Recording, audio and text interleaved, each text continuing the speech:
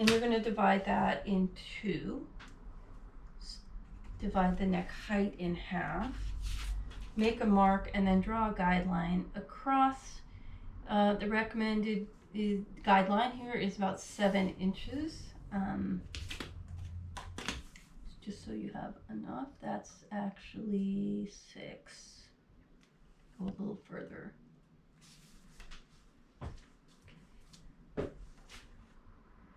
And then I'm going to refer back to my shoulder length. On the front, I do not have a dart, so I just need the actual shoulder as measured. And I'm going to put my ruler on the high point shoulder at 0. Find the measurement that I need for my shoulder. Double check that. Yeah. Hold it and bring the ruler down till you bump up against that guideline. Make a little mark and then draw it in. This will change also, so don't get too attached to this. Front shoulder, and then we'll finish off the neckline. Establish a 45-degree angle in the intersection of the neckline, and the length of that line is going to be 1¼ inch long. I much prefer to use the French curve, but I left it at school, so I'm going to use this one. It's not perfect, but it'll work. So I'm going to touch with my curve the high point shoulder, the 45-degree angle first. I'm going to use a pencil here just to show you. You can put your pencil on one of those points. There's only 2 here, and it makes it easier to move the ruler around if you need to. The 2 points have to hit, high point shoulder, middle of the neckline. And then all you're going to do is bump the bottom of that ruler on the base of the neck. When you hit the neckline, it should be a smooth curve to here, not an abrupt end, and it can't go below or above that line. So when you hit it, stop. Neckline done. I may need to make some adjustments here.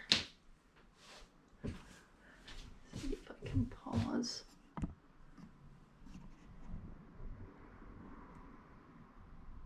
That's going to stop it. Okay, well, I'm just going to let it go so I don't lose it all. Next, I'm going to need to move this draft so that I can do the back neckline.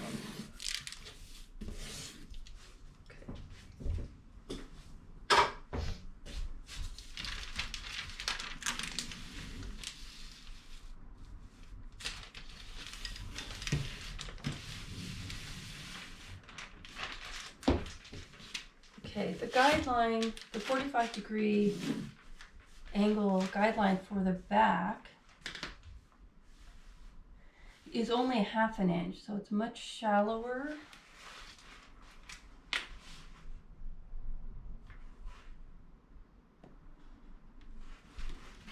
And then you're going to use your ruler kind of in a unique way here. Just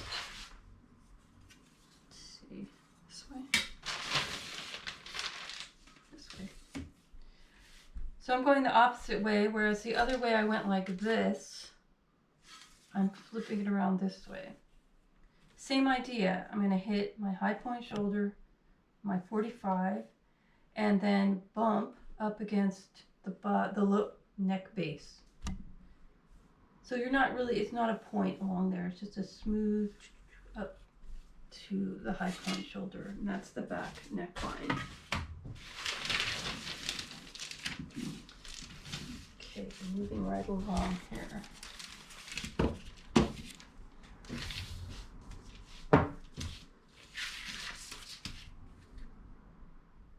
The shoulder for the back is going to get established along the back neck base. On the front, we divided it in half and extended it out. On the back, we just take the neck base and extend it out again about 7 inches. On the back shoulder, I'm going to have a dart. So whatever my front neckline measurement was, I'm going to add a 1/2 inch to that. Put your ruler at 0. Need a little bit more. Put your ruler at 0. Find your measurement that you need, including the dart. Make a little mark, and then draw that angle in.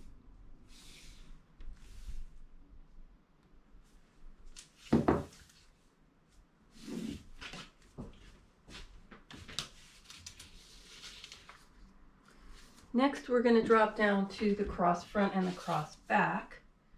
These are measurements that you already have from measuring your figure.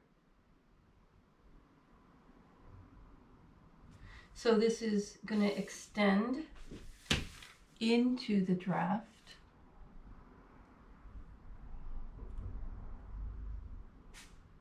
Making sure my line is straight. And then I'm going to cross mark whatever those measurements were.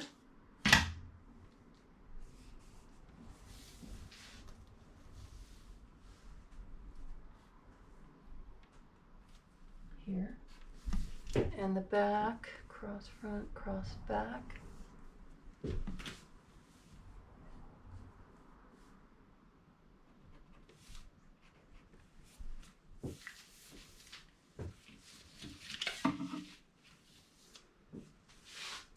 Now we're moving down to the waist.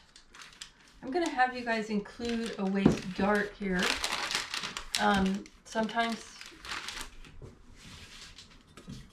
very often men don't have darts, but when the fit is slim, depending on, trends and stuff like that, then sometimes they do have darts in there. It's optional of whether to take it. That means sew it. But it's there if you want it. So we're going to measure over along the waistline. Find half of your front waist calculation. That is going to be the first leg of the dart.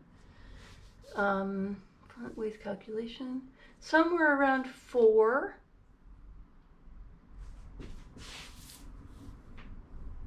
I'm doing my calculation here. I'm going to double check that. Front waist calculation is here. I'm going to extend that line down because of the waist shaping that we're going to be adding in a minute. So it's kind of a long line. I'm going to establish the second leg of the dart at 1 inch away from the first. Again, draw it long. And then the rest of the waist calculation, it should be the same as what you did for the first half.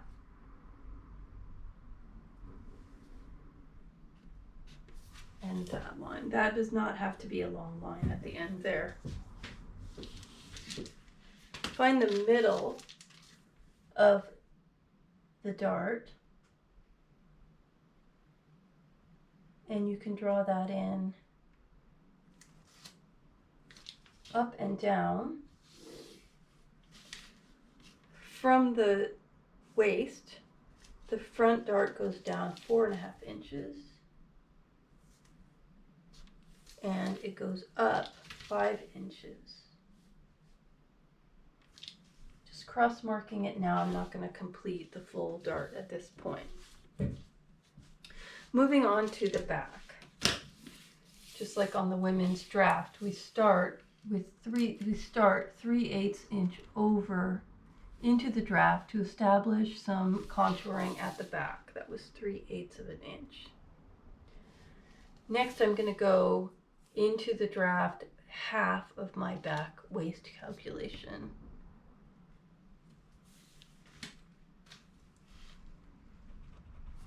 From there, so this will be a long line as well for waist shaping that's coming in.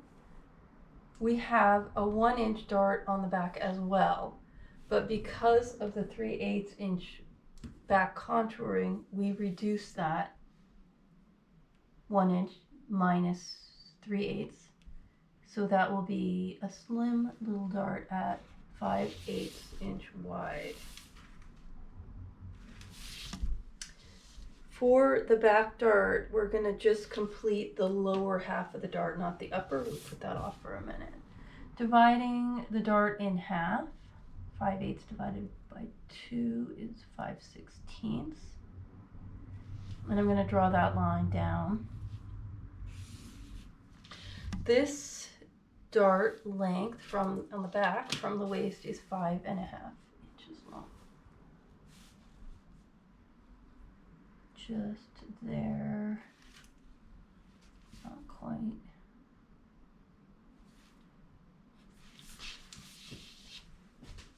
Okay, done with page 3.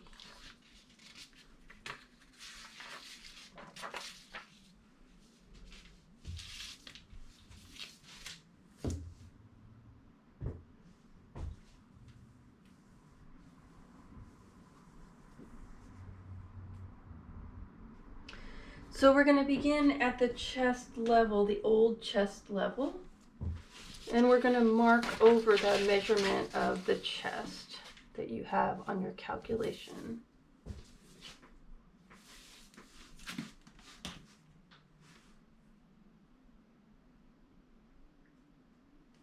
That goes